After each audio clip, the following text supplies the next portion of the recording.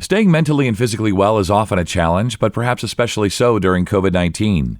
Joining me today to help us all do that is Dr. Mark Cipriani. He is fellowship trained and board certified in primary care sports medicine and an orthopedic physician at Summa Health. This is Healthy Vitals, a podcast from Summa Health. I'm Scott Webb. Okay, so thanks, Dr. Cipriani, for joining me today. We've got a lot to talk about here. Mainly want to get to talking about, maintaining fitness and physical health during the pandemic. So let's just start here. What tips do you have for just overall fitness and physical health during these interesting times? During the pandemic time, when our time access to gyms, to yoga studios, cycling groups, running groups, those types of things are limited, depending on where we are in the country or the world, the best thing that we can do is just to stay active. And that is what we're going to talk about today, different ways that we can maintain or even increase our physical fitness despite some of the limitations that we're seeing right now based on our quarantine statuses, our shelter-in-place orders, those types of things. So a lot of people are feeling maybe stuck at home. And one of the most important things is that even if we're at home, we don't sit at home all day. So that may be as simple as, hey, we're going to set an alarm for once on the hour, every hour. I'm going to make sure I get up and I'm going to move around, do something. And it may just be that. It may be stand up and walk around the house, maybe not stopping at the refrigerator each time, but walking around and just getting those muscles moving, getting that blood pumping a little bit. Now, we can get a lot more specific with other things to try and keep moving, keep active, increase both our cardiovascular and muscle fitness. So there are a couple of things that I would think about with that, and it depends on your comfort level. So if you're just starting out, you don't have a prior exercise routine, we always want to make sure that we start low and go slow as far as any time we approach a new activity with regards to our physical and mental health as well. Things like body weight exercises, sounds pretty simple, right? I'm not going out, I'm not trying to set any personal best for powerlifting, I'm not trying to look like Arnold Schwarzenegger, I'm just going to do some body weight exercises. Well, what's really important about those is the mechanics of how we do things. And that's actually one of the main things that I want to focus on is that with all of these exercises that we might talk about, the mechanics become very important so that we don't set ourselves up for injury. A couple of things that I would think about exercise-wise as far as some body weight exercise is easy to do at home, and we can do these in a couple of different variations. That could be sets, working towards a number of repetitions and then doing that in succession. It could be doing exercises for a set period of time and then counting those reps to be able to compare and mark progress as we go. So a few kind of simple things that we could be thinking about would even just be getting up out of the chair. So something that we refer to as sit to stand. And what you're going to want is a nice supportive chair. Arms on the chair are okay, but if we can get up out of it without using our hands, that would be better. That's going to be more focus on the quads and on the glutes. And it's something that, while it sounds really simple, 30 seconds of repetitive sit-to-stands can be very tiring. So that's a good one to think about for, hey, I'm going to compare repetitions over time here, and 30 seconds of sit-to-stands. How many can I do? Or how many laps around the house can I do in 60 seconds? Those types of things that can give you a little bit of marker for progression. Other body weight exercises that we might consider, things like squats. And what's important about doing a squat is trying to make sure, again, it's almost just the reverse. It's like we're sitting down into a chair. We want to make sure that our back is upright and that we're sitting backwards. We want our knees to stay in line with, but not cross our toes. And we don't want our knees to fall into the center or out to the sides. We want to try and keep everything in as nice a line as we can. That's really going to isolate those quads and those glute muscles.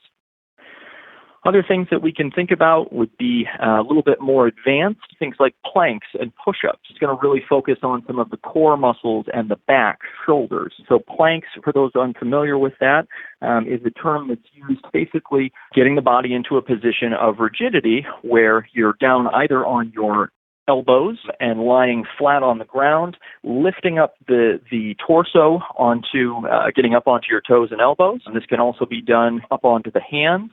And then there are variations that can be considered one side versus another as more advanced exercises as well. We can consider more impactful activities, things like lunges, things like jumping jacks even, can be something to help get the heart rate moving a little bit more than just testing the muscles. But we can be creative with this as well. So even things like dancing, just getting up and cutting loose. Nobody's home to watch any moves we might be ashamed of, but it can be something that gets the heart rate going a little bit. Yeah, I think that's key, right? Getting the heart rate up. But, I think one of the concerns for people who aren't used to working out is how they should get started, what level they should get started at. Should they consult with their physicians beforehand? What are your recommendations on those things? I would recommend a discussion with your medical team for anybody getting started with a new program, especially if you're having any type of chest pain with activities, any shortness of breath, dizziness, or lightheadedness. Those would all be symptoms that to me say, hey, we definitely need to talk to a physician before we get started. Now, if we start to develop those symptoms while we're working out, we want to stop that activity, take a rest, make sure that we're staying plenty hydrated, and I would consult with your medical team at that point before advancing the activities. Now, musculoskeletal concerns can also limit our progression or our ability to participate in an exercise routine. And there are a few things to me that would say, hey, we need to stop doing this activity. We want to touch base with somebody on the medical side of things before we keep going. Symptoms that I would consider sort of warning signs or red flag symptoms, specifically with regards to joints and muscles.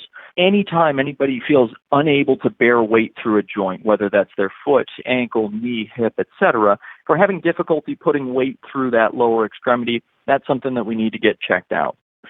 Sharp pain with an activity while we're doing a certain exercise, we want to try and back down from that and either reduce the weight or alter the mechanics of how we're doing that. If it persists, something that we want to talk to the medical team about. Any mechanical symptoms within a joint, and what I mean by those are swelling, instability, a feeling of locking, catching, that the joint just doesn't move freely or that it's getting stuck. I would, again, recommend consultation with your medical team. And if there's something where you feel a pop and then have swelling or bruising afterwards, or any recurrent swelling of any joint, again, warrants evaluation with the medical team just to go over things and see, is there anything underlying here, any problems with the soft tissues like the tendons or muscles, or the joints themselves, thinking about things like arthritis, can certainly be limitations on the musculoskeletal side. I want to talk to you about mental wellness. Physical fitness certainly is an important thing, and you've given us some great suggestions and tips and things to be on the lookout for. But what are your thoughts about staying mentally well or mentally alert during a time that is, confusing? Yeah, I think that the mental well-being component can't be understated. I think that that's so important, and I think that both have an integral role with each other as far as both our physical and mental health. I mentioned a few apps that I personally use or am a fan of, recommend to my patients. There are a few that specifically started out as mental health and guided meditation mindfulness apps that have actually started to incorporate some exercise in with them as well. Those apps being specifically Headspace and Calm. And I believe those are available both on Apple and Android. And they have some great guided meditations for those of us that think of meditation as this unattainable thing where, hey, I don't even know where to start. How do I meditate? Isn't that just sitting cross-legged on a pillow and thinking about nothing? I'm not sure. So some of these apps can really help guide through mindfulness and being present, can guide us through some paced breathing exercises to really help with that idea of mental well-being, reducing stress and anxiety, which again I think plays an extremely important role, not only from a mental standpoint, but also physically. And then the flip side, the physical activity can help us feel better mentally as well. And there are some, like I referenced in the Headspace and Calm apps, they kind of incorporate both pieces. And there are a lot of apps and programs that are starting to try and incorporate both of those. Yeah, good to know, and great suggestions there for apps that are easy for people to get their hands on. And I know during this time I've been seeing a lot through social media and YouTube, a lot of people putting out yoga videos and meditation videos. I wanted to get your thoughts on that. For me, I look at yoga and think, boy, that looks really difficult to do. That looks really painful. Maybe I'll feel better afterwards, but the act of doing yoga is just something that's hard to get my mind around. What are your thoughts about yoga? Yeah, I think yoga can be a great full body exercise, and that can be both from a mind standpoint, from a breathing standpoint, not only flexibility that we think about with yoga, but especially with muscle building as well. It requires a lot of strength to do some of these positions. And we're not all going to start out and be able to do all of the most advanced poses. And that is okay. And we don't want to push to the point where we're having pain with every activity that we do or every pose we attempt to do.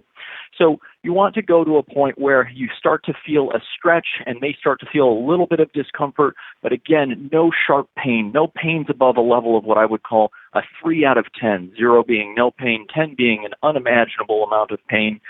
So not pushing to the point where we're stressing those muscles and tendons, soft tissues too far, but I do think there are a lot of things out there that are beginning to explore that more for people. There's another app that I'm familiar with. It was actually put together by Chris Hemsworth, an actor famous for the Thor role. It's called Center, CENTR. And again, the idea being strength training, body weight training, but he also incorporates through his team of fitness staff, mental well-being, even some dietary things, cooking recipes. I think it's a really well-rounded app. It does require a subscription, but I believe he's had some free trials during this period for those who are interested. Definitely. And you mentioned there about diet, and I wanted to talk about that we know during this time, and you even referenced this, that yeah, we want to get up and we want to move around the house, but maybe not end up in the kitchen. And I think a lot of us do. We kind of get up and we move around, and then we find ourselves at the refrigerator or in the pantry. So maybe you could talk a little bit about just general dietary tips. What can we do during this time when we're home a lot and we're more sedentary? What can we do to keep an eye on eating right and calories and so forth? Calories in versus calories out is always an important discussion that we think about when we're talking about weight management, athletic training, and physical activity. Now, with specific regards to the dietary piece here, there's not necessarily one perfect diet that's right for everybody, whether it's weight loss or muscle gain. But what we want to be careful of is that we're not taking in excess or empty calories, so things like our soda pops, our candies, those kinds of things that can be very much a comfort food in a time that is stressful and uncertain. I would use that as, okay, hey, a small treat. Okay, I'm going to have one candy, and that's going to be my limit for the day. Or I'm going to have one candy after I have done this as a small reward. Now, would I always recommend that as the positive reward? Well, maybe not. But if we've got those out there with a sweet tooth, that can be something where, hey, we just really want to make conscious efforts to limit that consumption. I think one thing that can be helpful for people is to track what are we eating, and just to have a notepad in the kitchen or next to the fridge, a whiteboard on the refrigerator, and just making a note of, okay, at this time I had this, at this time I did this. And there are, again, plenty of apps out there to help people with food tracking. MyFitnessPal by Under Armour is one that is routinely used by a lot of athletes that I see, not only tracking their physical activity, but also tracking their calorie intake. Calorie King is another one that can be helpful for those who are trying to keep a food journal and understand what does their calorie consumption look like.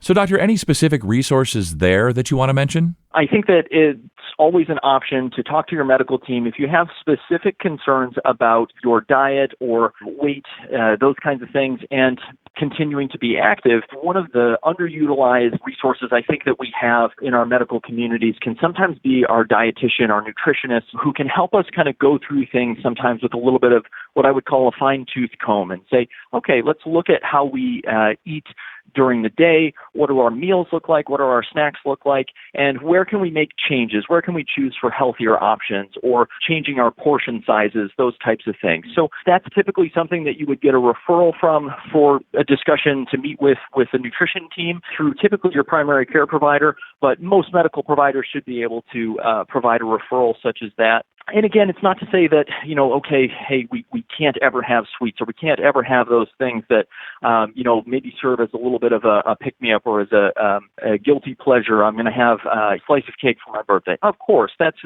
normal human nature. And there are days where, hey, we're not going to be perfect. And that's okay. It's just about trying to monitor those trends, and is this something that becomes a regular treat as opposed to a special treat? And I think that does play, again, into our physical and our mental health. And all of this cycles back and forth, just as we've been talking about. I wanted to give just another plug here for something that my wife and I have actually been doing during this time. We have started what's called the couch potato jar. We are trying to maintain our activity as best we can. We're working long hours.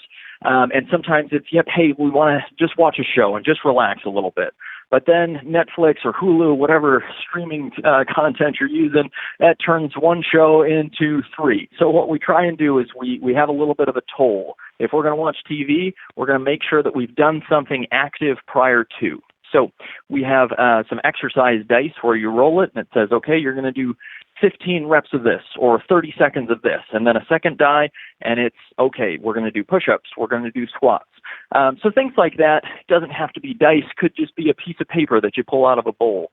But if we don't do that, okay, we're putting a little bit of a toll into what we call the couch potato jar. So it's just something to try and keep us motivated and serve as a reminder that, hey, we want to make sure that while it's okay to relax and it's okay to sit, we do want to try and maintain our activity level as best we can when we're kind of stuck in the house here a little bit. One other pitch for somebody who is doing some really great activities that people can follow along with online that doesn't require a subscription. Her name is L.A. Thoma, Thoma, and she is a physical therapist out of Hollywood who is doing some exercises and really goes into the mechanics of how we should be doing these things correctly.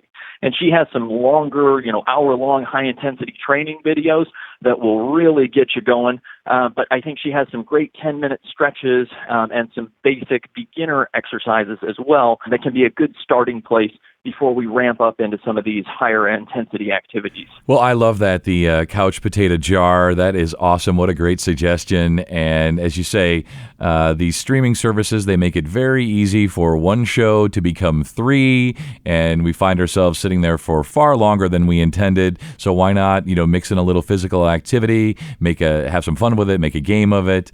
So, Doctor, you have given us some great suggestions today on how to stay physically and mentally well during this time. Some great resources and apps and things like that. So really appreciate your time, and you stay well. Thank you. For more information or to book an appointment, visit sumahealth.org. And if you found this podcast helpful and informative, please share it on your social channels and check out the full podcast library for topics of interest to you. This is Healthy Vitals, a podcast from Suma Health. I'm Scott Webb. Stay well, and we'll talk again next time.